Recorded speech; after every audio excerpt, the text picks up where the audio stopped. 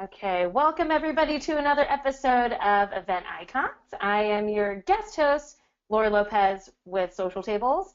I'm joined by an amazing panel for today. The topic is event engagement. I also am joined here with my co-host, Sean Holliday, also a guest host from CrowdMics. So if you're not familiar with Event Icons, it is a weekly show put on by Endless Entertainment, aka Will Curran. And it's where we take an hour to interview some of the coolest people in the events industry. And each week we have a whole different list of panelists that join in a different topic. So be sure to join us every week where we'll tackle everything from event technology to engagement to trends and everything in between. And really, this is your show. This is your chance to have a casual conversation and learn more about event profs in the industry and how they're making an impact. So be sure to invite your friends. This show runs pretty much entirely on your engagement, so please feel free to share any questions, invite your friends, and let's get going. So without further ado, I want to introduce today's guests.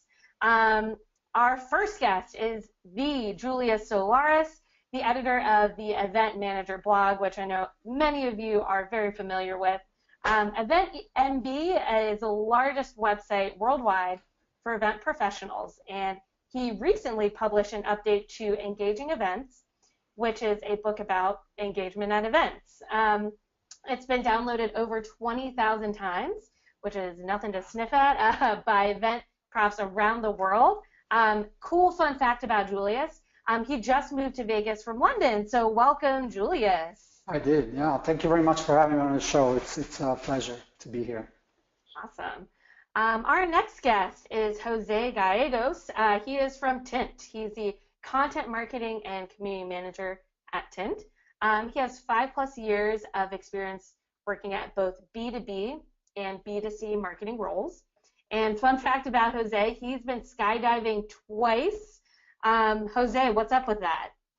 Yeah, it's pretty scary both times. I probably won't be a third time. But thank you, Laura, and everyone else for having me on the show. I'm excited. Awesome. Thanks for being here. And last but not least, we have Dan Yaman from LiveSpark. Excuse me. Dan has started his career at age 17 as America's youngest stage hypnotist. As he traveled around the country performing for audiences around the country, he realized that there was a bigger need for helping audiences stay awake during presentations. And as the CEO of LiveSpark, a live strategic event design company, he developed innovative ways to help engage audience members around the world. So his unique brain-based approach helps clients put on events that profoundly increase their ROI while making the event a success. So cool fun fact about Dan is that he was a stage hypnotist at 18. So hopefully he doesn't hypnotize any of us today. So yeah, That'd be fun. Is that part of your kind of tactics, your tools as a company? Like you train the younger generations to get up. We're going to be engaging you today, and then next thing everybody's like, oh yeah, I'm in this. Yeah, we try and put people in a trance so they think the CEO's presentation is a lot better than it really was. I love it. I love it. Julius, that needs to be in somewhere. You need to write a blog about that. I like yeah, that. we need to write about it then. that's awesome. I love it. All right. And so just a quick pulse check for everybody who's on. If you could just hop into the questions pane and just let us know if you can hear everybody's audio and see everybody's video. Just need a quick yes or no. So yes, thank you, Alex Plaxton, Greg, thank you. All right, good, awesome, cool. So everybody can hear us, everybody can see us, perfect. So question number one, and we're gonna start with Dan. Dan, what got you into the events industry? I came in through initially the AV supply production side, so I think based on a lot of people in that side of the industry, I was unemployed, and found some people who were looking for production help, I went on basically as an intern and fell in love with the industry. That's awesome. When did you start into the hypnosis kind of get on, not be setting the stage up and be behind kind of the sound? I mean, when did you start to say, I want to be on stage? Yeah, I was on stage since I was like 16, 15, 16. I was doing magic. And then I think around 20, I decided, I'd really rather be behind the scenes. Being on stage just wasn't for me. So I've been in the industry for a long time. You know both sides, kind of the entertainment side as well as the setup. Awesome. Exactly. Yeah. Let's jump over to Jose. Let's and unless Dan, you have other kind of insights of what got you in the industry. What stumble into it. Yeah. What about you, Jose? What got you into the event industry? Yeah, so one of my first internships was at Ticketmaster, and there I was a social media intern. So there I got exposed to kind of more of a mass corporate aspect of kind of event marketing and everything that it takes to there, even though social media was a great experience.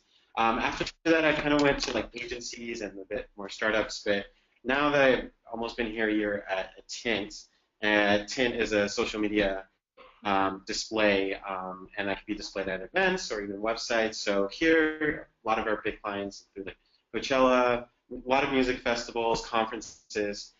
So in the last year, I've been learning a lot about events. I'm fairly new to it, but I'm always interested about technology, how to create a better experience. Yeah. I love it. Awesome. Is it my turn? I guess it's you, Julius. I'll I think aren't you like one of the founding fathers of the? It feels like you're one of the starters of the world in general, not just of it. No, I've always been working in events. I guess I'm a big control freak, and this industry is the best if you're a control freak. You have really an opportunity to control a lot of people. That doesn't mean necessarily move them as you're in a game of chess, but rather kind of decide what the next few days are going to be for them. And I love this type of feeling, and I've always been involved in the marketing side of things. My first proper gig was as a marketing manager for a pharmaceutical conference. Then I kind of switched to online and social media. We're talking about more than 10 years ago.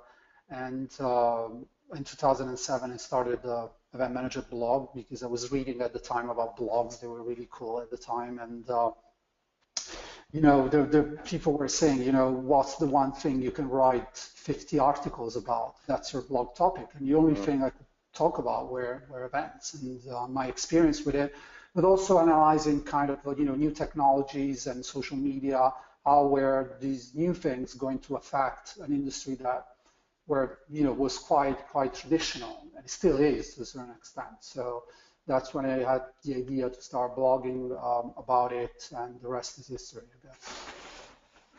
Awesome. So this is a great group of folks here because today's topic is event engagement. So I'm just going to get right into it. So question number one, which I'll pose to Jose, since you work for TINT and they do a ton in the way of event engagement, why do you think event engagement and attendee engagement is such a hot topic in the industry right now? Yeah, it's kind of intimidating to be in the same room with Julius because he has so much experience. But I think from just working here at TINT for a year, it's not just about filling the room with seats. It's not just having people just watch your event. I think attendee engagement, there's a ripple effect of what happens when you have really powerful strategy around it. Not only will you get good impressions and memorable event experience, but you're more likely to have your content shared about that social media promotion. And that alone is, really important and definitely like the biggest ROI out of an event. So I think, at least for me, I think that's why it's so important. I'm really curious to hear what you say, Julius. Does it mean I get to speak now? Okay, right. Yes, of course. All right. Well, I mean, engagement, why everybody's talking about engagement is the same reason probably why everybody's talking about millennials or event apps or any type of buzzword you can throw out there. You know, engagement is a big buzzword, and you know, you get a lot of people that are not necessarily event professionals, as they call them. They're more sort of amateur people that come in and say, oh, it's all about engagement, and you know, engagement is the future, almost like, you know, someone is going to come down on earth and make magic happen without having a magician on the stage. So that's my concern about it, you know, and that's why I guess I got motivated to write about it as well, because our task with the blog is whenever there's confusion about something for the industry, we try to sort of dive into the topic, research the topic a lot. I mean, we've been asking questions to almost 2,000 event professionals in terms of what they feel engagement means, and you know, how it works, and all of that, and also sort of looking at research and what, you know, sort of actual universities, professors are researching into the science of engagement, rather than let's be engaged, which is a meaningless statement as far as I'm concerned. So it's the most important topic we have right now in the industry, because we're living in an industry where there's this big wave of technology and cool, new, exciting, shiny things, as we have, you know, three main representatives here from you know, Social Tables, TINT, Crowd Mics. You know, they're great examples of, you know, how you get the engagement going with technology. So we have this massive wave that, you know, is telling us just one thing. The main lesson that I get from all of that, it's let's reinvent the way we do events, the way we design events. That's the main concept I would like to get everyone on board with, everyone listening to this, because there's no engagement without a solid event and meeting design that takes into consideration what the science of engagement is, and that adds technology to facilitate that. So if, you know, I always put this picture of the Tour Eiffel, which was the entrance of the World Exhibition in 1890. So it was the entrance of a trade show. It was the Tour Eiffel. It was built for that. And if you look at trade shows, they are exactly the same as they used to be. If you look at the pictures of that trade show in 1990, it's the same thing. Nothing has actually changed there. So that's the problem we have right now in the industry. And technology is helping to change that, and I love that part. But you know, now we need to ramp up the model of events as well, and what our value proposition is to attendees. Wow, we're going to talk a little bit more about technology in a minute. Thank you for bringing that up. I guess before we go too far off on this question, Dan, what do you think? Why do you think attendee engagement is such a hot topic? Yeah, and I want to, for me, I want to keep it separate a little bit from technology, because I'm a strong believer in face-to-face events. I mean, hugely. I think that you could bring people together and change their lives or change their viewpoint or educate them if it's really done in a very thoughtful manner. And I've been to events, and we all have, where the audience remains disengaged. And so I think this is why I'm excited to be on this panel, where you've got products like Crowd Mics and, you know, what everyone has, because it is all about engaging the audience. At the end of the day, if you can't have engagement at the event, why bother having it? You might as well let them just sit in their in the room and, you know, be on a teleconference like this. But I really think that at the event, it's all about the connections people make and the education and emotion that comes from that. Perfect. Love that. So I guess to that end, what are your thoughts on hybrid events where you have a virtual audience that doesn't necessarily get to be in the room with everybody else who's engaging face-to-face? Do you think that there's still value in hybrid events, or no? Yeah, there has to be a value because it's still going on. But the challenge is that in an event like that, you're sitting in front of the #1 distraction machine in the office. And, we've done surveys and we know that a group, large groups of people leave their computer during that time. So the question comes in is, how do you create a connection that's emotional with the audience watching it? And how do you make it relevant? Because it's that moment of relevance where people feel compelled to keep on at the live event that is critical. And it's about doing the content. It's about figuring out ways of engaging them through different medias like Julius and Sean and Jose can talk about. So that brings me to my next question. What do you think is the secret sauce that can get an audience to engage at an event? If that's really what is boosting everybody's ROI from being there, is that engagement? I guess I'll start with you, Julius. What do you think is that secret sauce that gets people to engage, gets them out of their seat? Absolutely. So what I've been looking at, for the re-edition of the book that we published about engagement. One of the criticism that I got from the first edition was that the definition of engagement wasn't as clear as it should have been. So I said, you know what, if I do one thing on this one, I'm going to sit down and I'm going to look through everything that has been written about, live audience engagement, which is amazingly very, very not enough. And this is another problem that we can talk about it in a separate room, but there's no research being done about these things by universities, and that's a problem that we have right now in the industry. There's not enough, at least in terms as it should be there, because we say it's the most important problem that we have, but it doesn't match up with the level of research that it needs. Said that, what makes it different from any other type of activities that we have at events? There's one element that I found from my research that is really interesting. It's very unique from events, because the old science of engagement, it's probably the one we have in education or in television, where people using ARS and interacting with what is being presented at them. Great, amazing, fantastic. But there's one element that makes events unique, and that's co-creation. So the interaction that attendees have with the speakers, yes, with the organizers and among themselves.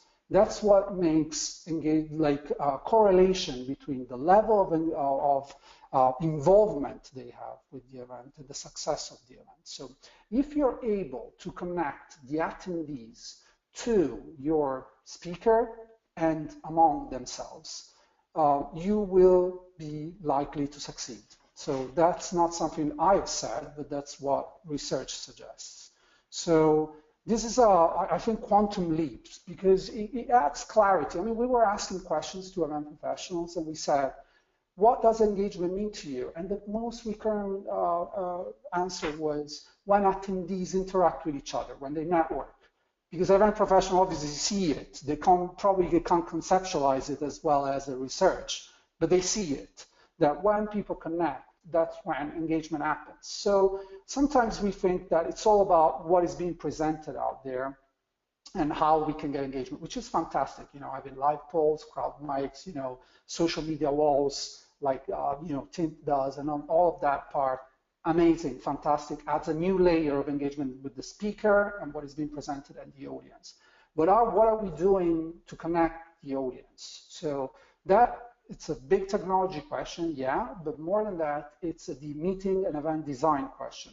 How are we designing the event to make sure that attendees will actually network with each other, will actually connect with each other? Because if we throw them in a room where everybody's supposed to listen to one person, and the breaks last for 5 minutes, and they have to go back in the room because we decided so on paper like 6 months before the event, doesn't make any sense. So that's where we don't have to fail our attendees, and that's where the success is probably going to come from. How are we able to get them to connect with the event and with each other?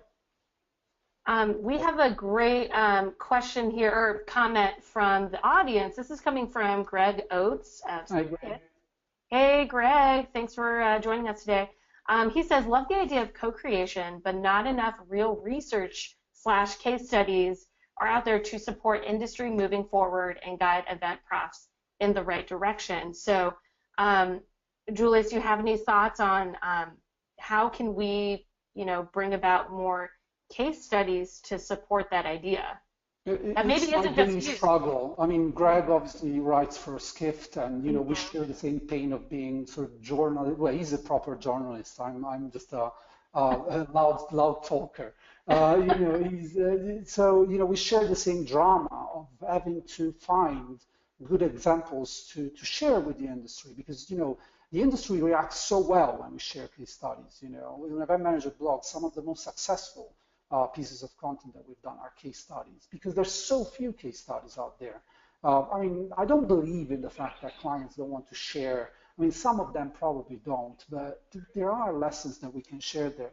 And the second part is university. I mean, when I go into journals about events in general, and management, I see always the same topics recurring again and again. I mean, let's take away security. Security, very important, more important than ever right now. But about the other stuff happening there, who's covering technology? Who's doing research about technology? Who's doing research about engagement? I mean, there are these schools there where I have high expectations for them.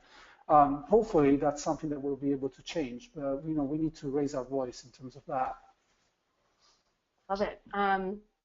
So we're going to shift gears here.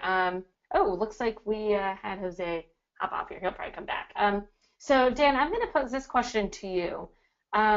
What are some examples of events that you've attended, that maybe you've spoken at or just a part of in some way, shape, or form, where you saw just amazing event engagement? It was just off the hook. Yeah. I think, well, there's a couple keys, I think, and the ones that and we've all been the ones that have been great, but I think one where the time is built in for the audience to go ahead and reflect the information that's being presented, not just among themselves, but with other people, and you allow and build into the event the opportunity for people to communicate and talk about it and create relevance for it. I think that relevance, though, is extremely important, and that is you need to show a connection between the content that's being delivered and their own self-need. Because when that happens, the audience's brain will automatically be interested in what's happening.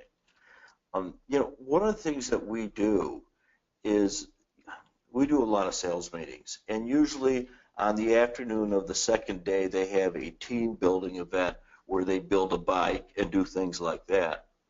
We have discovered it's more effective if you create a team building event throughout the entire event so that the audience is put into teams and we force connection and engagement among the teams, and we have competitions throughout the entire event. Does that make sense? Yes, absolutely. So what we do is we just build it, and it goes back to what Julius is saying. It's about the design of the event itself. And I'm actually very excited about this question. So that's an awesome example of something you've seen. Is there any event that would top your list of the Hall of Shame of worst things to do from an event engagement perspective? And tell me about that situation. Yeah,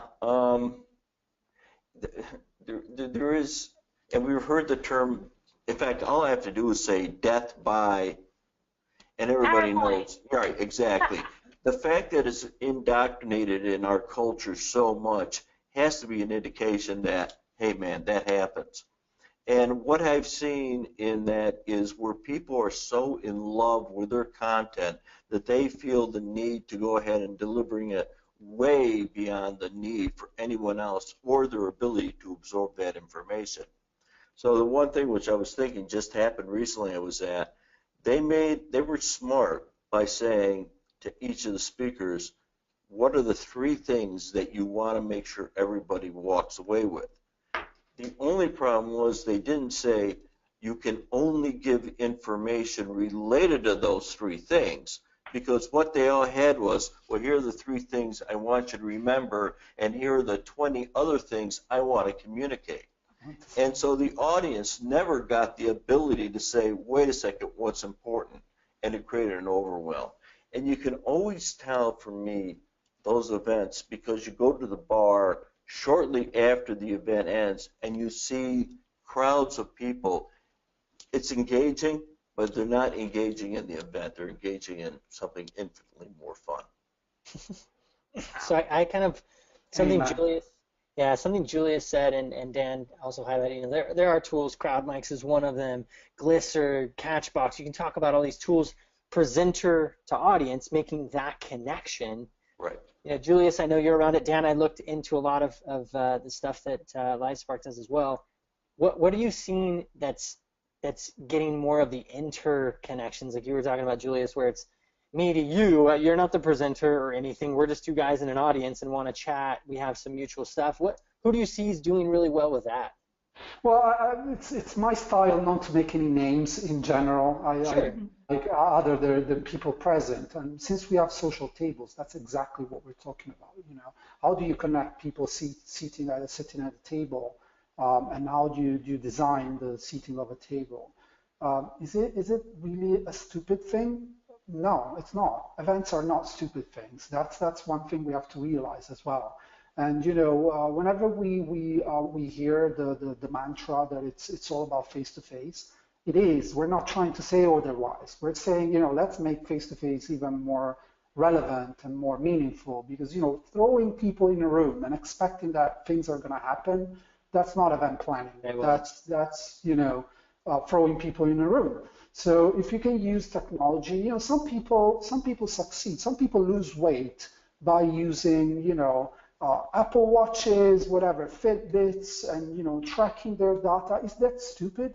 No, it's not stupid. They're losing weight. You know, they're making their life better. Why can we not apply the same concept to events? And why all of a sudden it becomes we have to be resistant to that? Not at all. And you know, we have probably to my left and right, social tables is the one that connects, obviously, audiences that are sitting together in one of the most awkward and uncomfortable situations. If you've been to gala dinners, you know how awkward it is, you know, to bump into someone that, you know, is the last person you want to meet in the planet. I'm not talking about serendipity here. I'm talking about, you know, I'm not connected to you and I have nothing to share with you, even if, you know, we try to be polite with each other, there's nothing going to come out of this.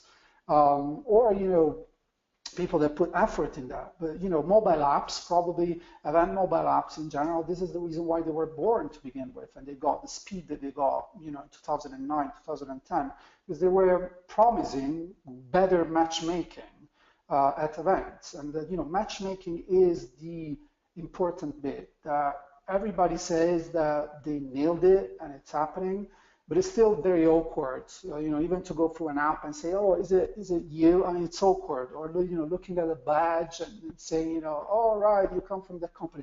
We can do better than that. I mean, I don't know why we spent probably 3 or 4 days going through tasting different catering options for our one event. And I know event professionals do that for a fact. I don't know why we have to run through the security protocol 15 times to get it right. But when it gets to these elements that are so tied with the success of the event, we say, okay, let's use this tool. So if I have to talk about horror stories, for me, most of the horror stories are very similar. You know, it's when we throw technology out there, you know, it's almost like when you buy that product all the time and they put a sticker on it and they say new and improved.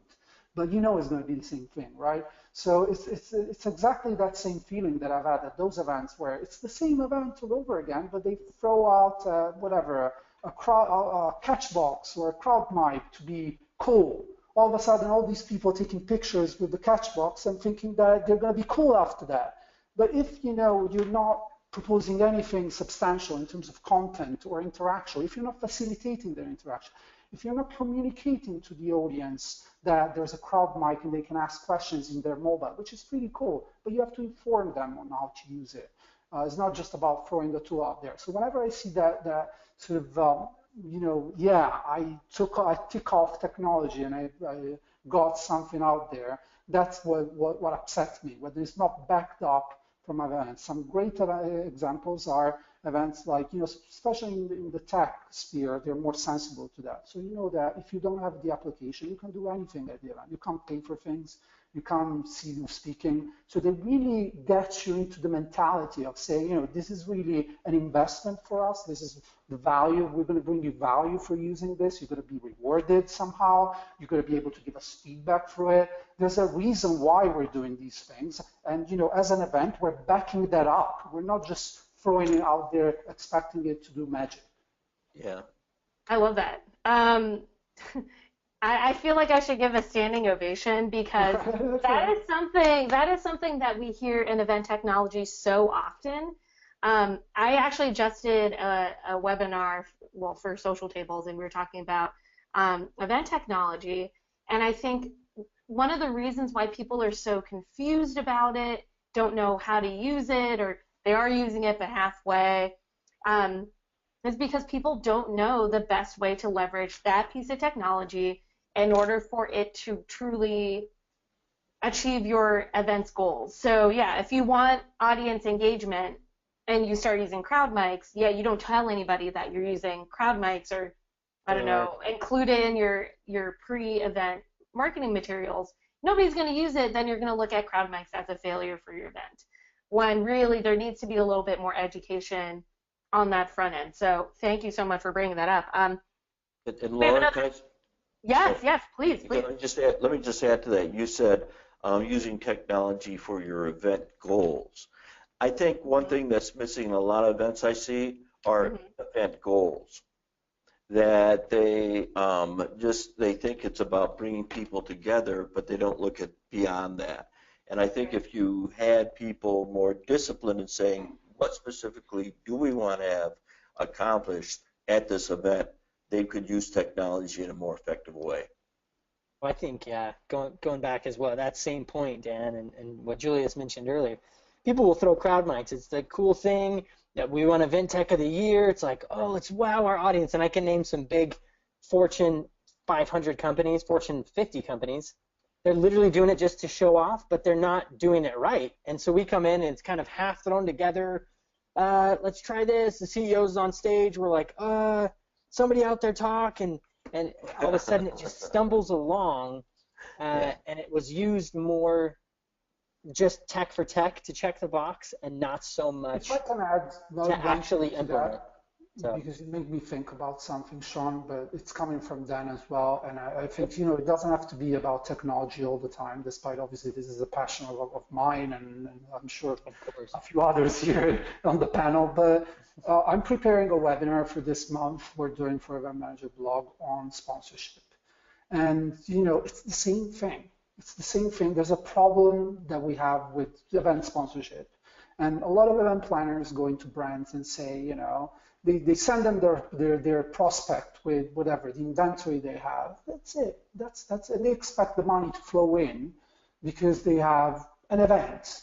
And, this is the budget. This is what we need to cover with sponsorship. And that's it. We're going to promise like a logo together with 60 others on the website, a big banner that nobody looks at the entrance or whatever.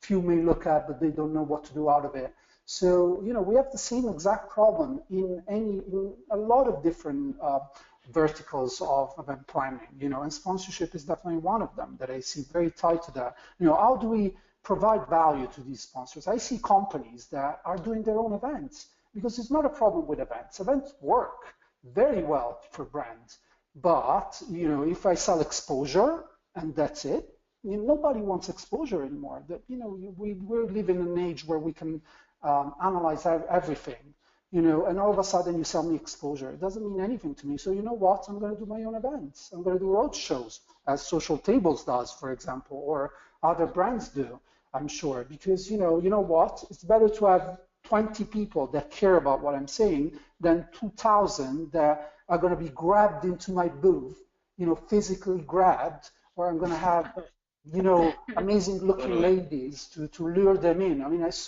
was a viral post on LinkedIn of this company at a tech trade show having 4 ladies spinning around in a wheel. I mean, where are we getting to? I mean, what is that? You know what I mean? Like, that's not the industry I joined. That's not the event professionals I joined. That's not essentially, but it's a sponsor's decision, yes, but what are we doing to change that? That's the question we should ask ourselves.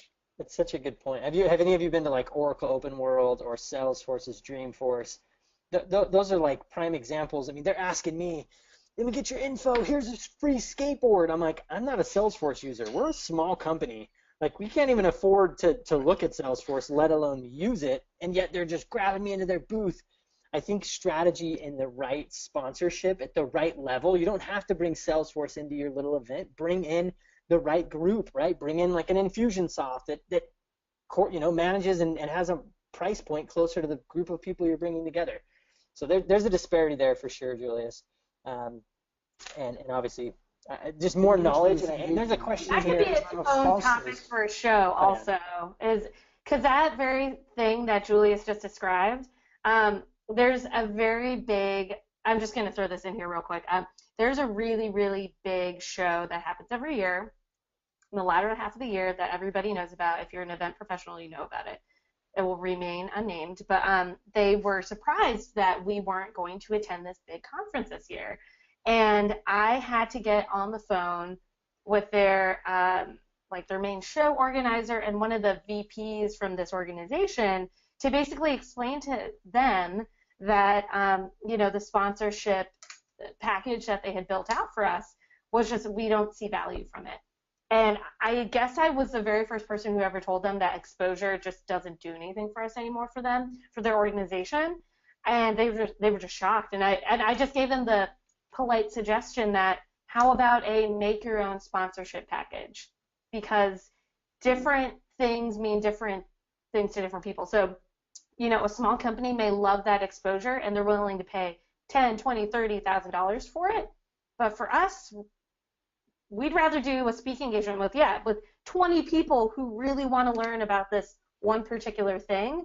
And they were just shocked. So thank you so much, Julius, for bringing that up. But yes, that should be a future topic. It's engagement. Julius, you are part, Social Tables is part of that event as a brand. You are a big part of it, because without you, there's not going to be any event, I'm sorry, without sponsors, at least in that case. So, you have to be engaged by the event planners in the same manner that attendees need to be engaged with content. So, engagement is through the whole plethora of stakeholders, not just to attendees. I agree. I wanted to ask Jose, our friend, he's back with us. Good to see you. Thanks, came back from darkness. I want to kind of get your insight. There'll be 20 minutes of you now. We've covered. I know, right? I want to kind of get your insight. I know you said you've been there about a year. And TINT does a lot of kind of, on-screen, beautiful display stuff.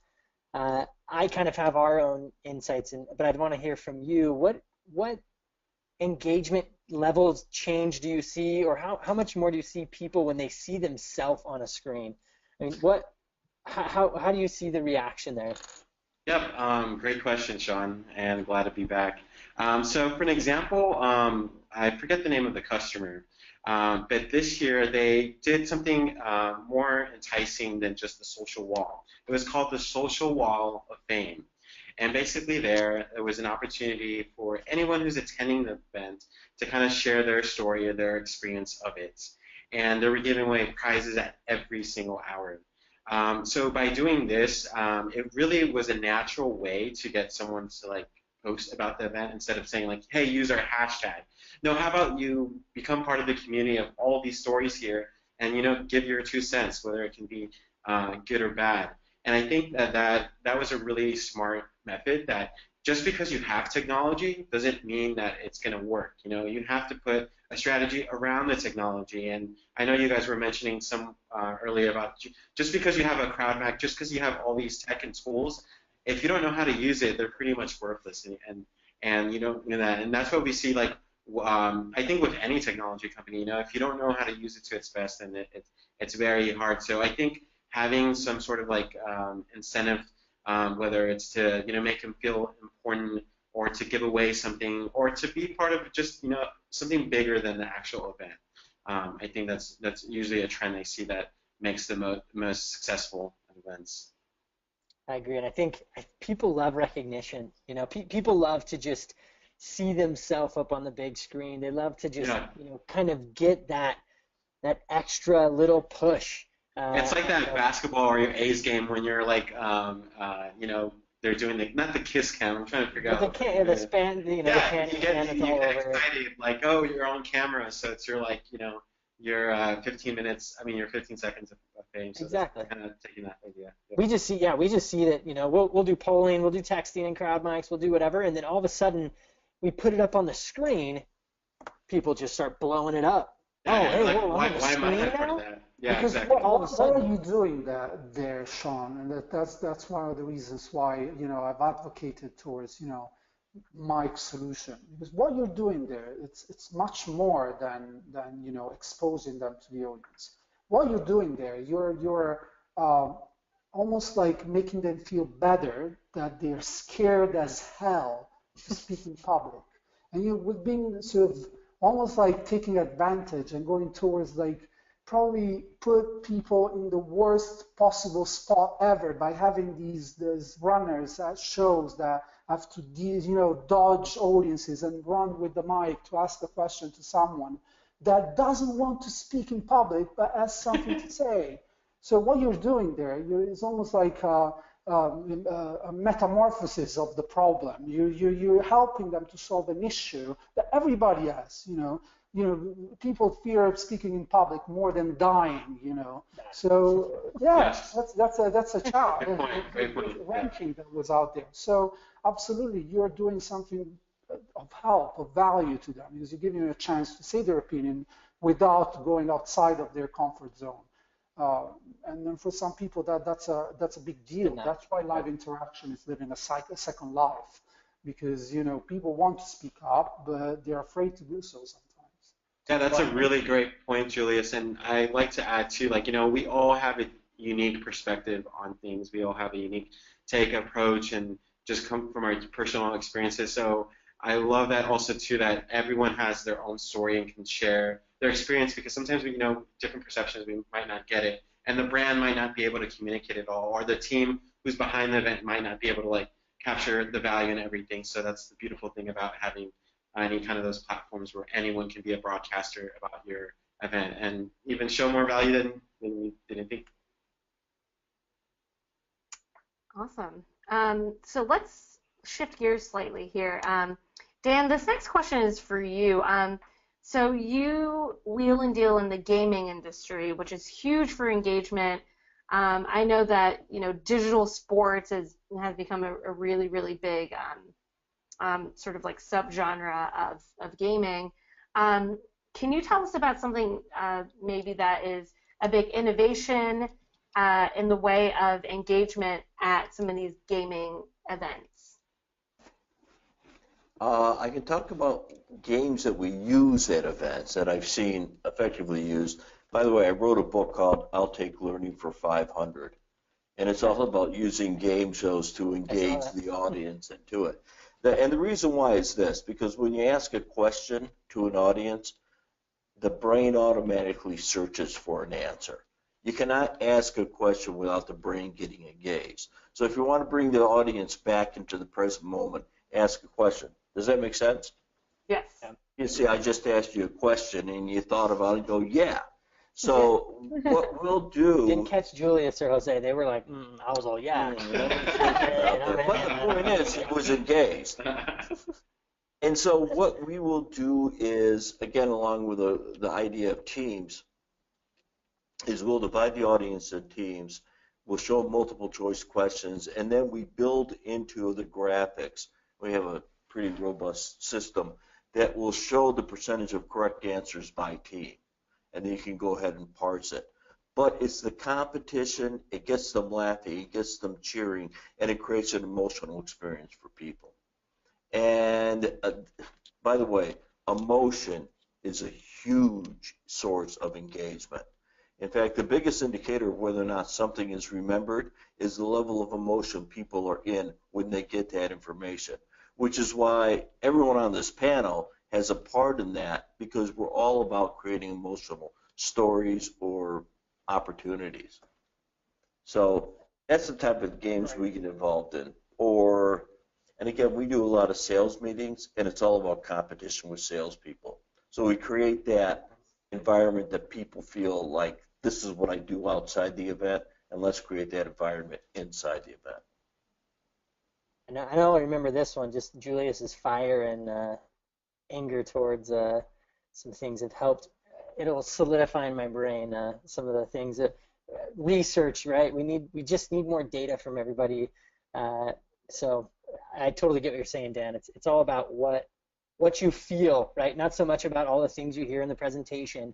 It's the experience at the end of it. And for some people, that's seeing their name up on a big screen with, Jose, or winning the game with their team.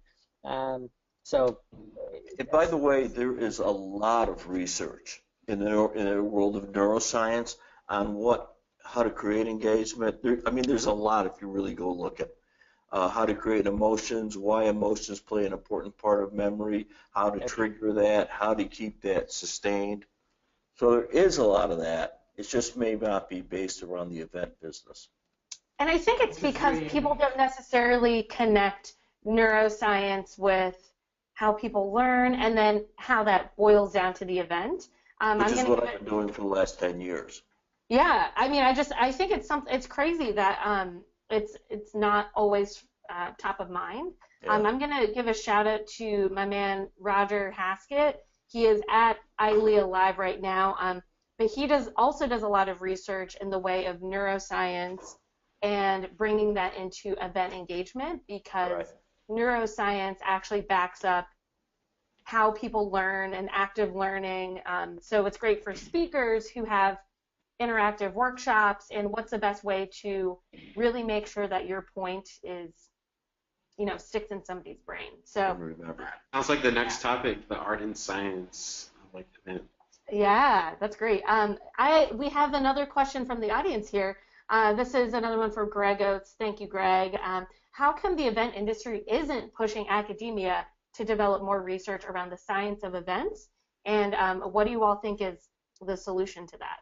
So, Julius, I know that we touched on that a little bit earlier, but how come the event industry isn't pushing academia? Greg knows how to ask questions. Yes, he does. Great, good question. Great question. It's one of those questions that usually when I'm speaking a presentation for an audience and I get those type of questions, I always look at the event organizer and I say, do we have enough time for that? Are you sure? No, but whenever I've lived or I've visited and I've met academics, I've proposed this problem. It's not just a problem with the academics, though. It's a problem, you have to think about the role and the profession of being event managers, event planners. We still have to combat the fact that the wide majority of people out there, they think we plan birthday parties. Yeah. That's what it is. It's sad to say, but it's what it is. And, if we have that awareness and knowledge, then we can start changing things. But most of the people, when I tell them I work in the event industry, everybody says, so weddings and things like that. I say, no. Actually, the event industry is more than that. It's probably one of the biggest contributor to the economy at large. So it has the profession as such. Yeah, it's something that you learn. We need to move away also from the idea that being an event planner means being extremely practical, street smart and experience-led type of individual. Absolutely, yes, experience very important, but we need to have a framework to work in, an education to support that. In every type of profession that it's called like that, education is very important. And there's still a lot that needs to be done there because, Go ahead, I'm sorry. No, that's fine. There's a problem with the fact that, investing in education is not seen as important as being a volunteer at events and getting your hands dirty. No, it's really important to be a student in event management and hospitality in general. It's really important to get your CMP, CEP certification if you are a professional. Those are really important things because they create a culture of education, a culture of research, where universities don't have to place themselves as almost like a career broker where they have to find you a job. They need to serve the purpose of university, which is advancing knowledge, not placing people into jobs. So that's the disconnect there. So when we will be able to change that perception of event planners as people that think with their mind, they're very experienced, they know how to block whatever, an outage and restore electricity, absolutely. But they're also very knowledgeable about budgeting, marketing, security, a lot of stuff that requires proper education. So that's the disconnect there. And I think there's one other disconnect, and that is this. People who are event planners think that their role is to produce the event. I think strategically we need to have people thinking about the results that that event is going to produce. Because when you just look at it as I'm an event planner, you're looking to make sure that the bedrooms get all filled up, that the buffets work, that that instance in time is great. But when you take a look at the results, then you start thinking strategically, how do we go ahead and use crowd mics and other forums to produce the result? And event planners need to be thinking about what happens when people leave and how do you go ahead and leave them changed in some way. And one more thing I want to say, I'm going to do a shout out for this book. Is it backwards? No, you're good. 100 things. Okay, good. This book is full of research, and it's got everything from how it's really for presenters, but it's. Can you see the title, Dan, out loud? I'm sorry. Yeah. Can you see the title? Yeah. Need to know Yeah, can you about say the title there? 100 things every presenter needs to know about people. And I'm holding it up because I have no idea how to pronounce her last name. It looks like Weinshank. But this is a really good book, and she's got a whole bunch of them. And it's all about what is the latest research in neuroscience and how does it apply to events and presentations. I always keep it by my desk. I think one thought, that I overlooked before I came into the industry 3 years ago, same as Julius said, the typical event industry, what's that? Event planner, what are they doing? Weddings, right? Banquets, whatever. I mean, the Olympics, that was put on by some event group, team, production team, whatever you want to call them. Event planners sat around and said, how are we going to get all these cities and the village, the Olympic village? I mean, that's an event. It's a massive, worldwide, huge event, but it is an event. Oracle Open World, Dreamforce. I mean, these are 120,000 people across 10 venues taking over San Francisco, shutting down entire streets, having to get with the city and with the police and security. I mean, it's once you realize and understand, it is exactly what Julius says. It's not just check the table to make sure that it's got the right, floral arrangement. I mean, we're talking about rerouting electricity and blocking off entire parts. That just takes more knowledge than street One cred. thing I want to clarify, Sean, because you think about that. Wedding industry, it's unbelievable. It's amazing what they've done. They've been the early adopters of anything. The first blogs when it started, they were already blogs from 5 years ago. Yeah. So birthday parties organizers, they do an amazing job with kids. I don't even know how they do it. So utmost respect. But said that, there's so much more else than that. And, taking care of the floor on the table, it's really important because, the cohesive part of your brand with, the table and how you present yourself, so important, but it's not only that. That's what I'm trying to say. You talked about something really important. Two of the biggest terror attacks were at events, if not more, in France, One was prevented because of security. One was not prevented because there was just one car from police, and there's a big talk about there. So you know what I mean? Like the implications of being in the industry are becoming extremely serious. So we are taking care about issues that are not just about entertainment; they're about safety of people attending events. And these are very, very important topics that we need to have an education about because being practical is not just about that. It's of course about being practical, but not just about being practical. It's much bigger. It's much bigger than just, like you said, just the floor. That's a part of it, but there's so much more logistics and timing, and I agree there needs to be some academics around it. I think we're about out of time, Laura. You better wrap it up. I think we are out of time. Thank you all for joining us on today's episode. Before we leave, do you have any last things that you want to share with the audience, and maybe where we can find you online, social media, websites, things like that? Dan, we'll start with you. live-spark.com. That's live-spark.com. I just say make events fun and emotional. I love it. Great. Jose, what about you? Where can people find you online? Websites, resources, anything to share? Yeah, definitely. You can find me on Twitter, JoseAngelo100. I'm a contributing author at TINT.com, and we write stories about marketing and just social impact. And I think, though, this was just a great forum. You know, I learned a lot, and I think when it comes to me, and I think maybe the same for you guys, you know, when you leave an event, it's like not necessarily like, you know, you mentioned it's not on the surface, but it's like what you learned. And I think that's a challenge that I wish on everyone is like about your community. What is it that they care about? What is it that they're inspired about? What are the problems that you're all trying to solve? And look at it more about, it's not about the event or you know, your brand. It's about, you know, how are we going to help this community and nurture it? And if you can do that and tap into their emotions, I think that's going to be a fall out of the park. Yeah.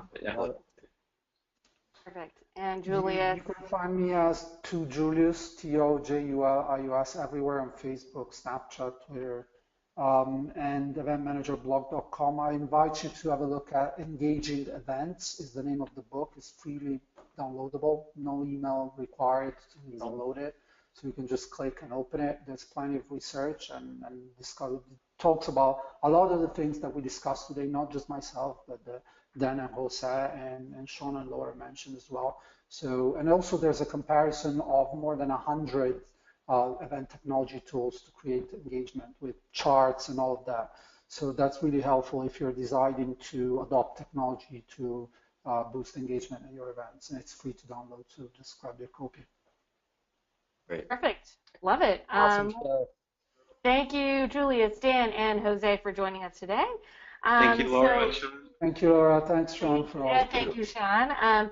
So this is a weekly show. So if there's anybody that you want to see on a future show, be sure to tweet It's Will Curran on Twitter with the hashtag event icons. Let us know who you want to hear from, any event icons you want to see on the show, or any topics.